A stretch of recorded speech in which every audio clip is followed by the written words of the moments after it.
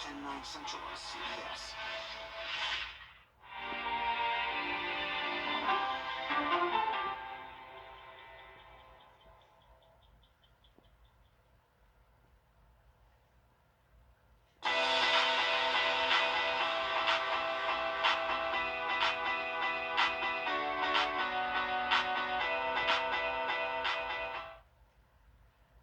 It's time to play America's favorite jackpot game. This is Powerball. Good evening, America. I'm Laura Johnson. Tonight we have another life-changing jackpot for you. It's worth an estimated $388.2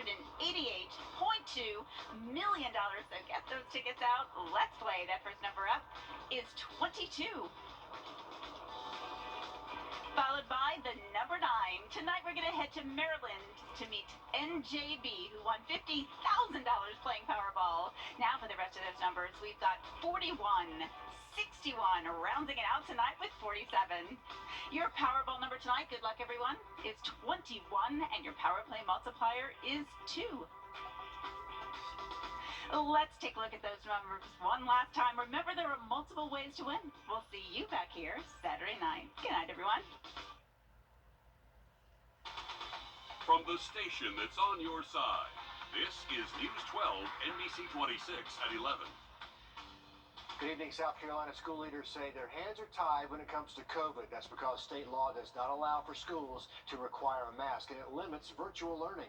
In their board meeting last night, school leaders in Aiken County said they were waiting for new guidance from Dhak. Well, that advice came today. Sloan O'Cone joins us live in the studio with a closer look. Sloan. Well, the new Dhak Guidelines are 33 pages long. They cover everything from exposure and quarantining to getting tested and going virtual. And the option to go virtual has been a struggle for South Carolina schools because of the statewide mandate requiring schools to be open 5 days a week, fully functioning. But now these guidelines offer some relief. There are a few scenarios for close contact. Scenario 1. The positive student is wearing a mask.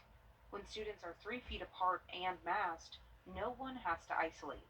But if that same person wearing a mask came closer than 3 feet, they do have to quarantine. Any other unmasked student within 6 feet also quarantines.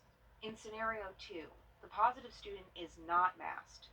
So anyone within 6 feet, mask or not, has to quarantine because the positive student did not have a mask on.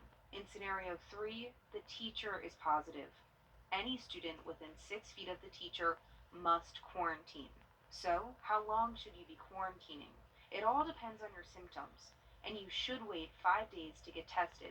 If you have no symptoms and test negative, after 7 days, you can go back to school wearing a mask while still monitoring symptoms. If you have no symptoms for 10 days, you can go back to school with a mask while still monitoring symptoms. If you have symptoms, quarantine the full 2 weeks and get tested.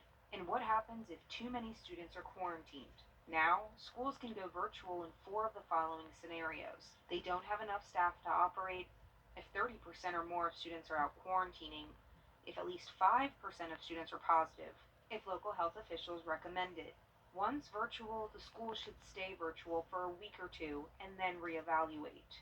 But kids need to be in the classroom, and leaders say it's up to you. Get vaccinated if you're eligible to be vaccinated. Wear a mask. Encourage your children to wear a mask. Again, we can't require it, but we can strongly encourage it, and we're going to continue to do that.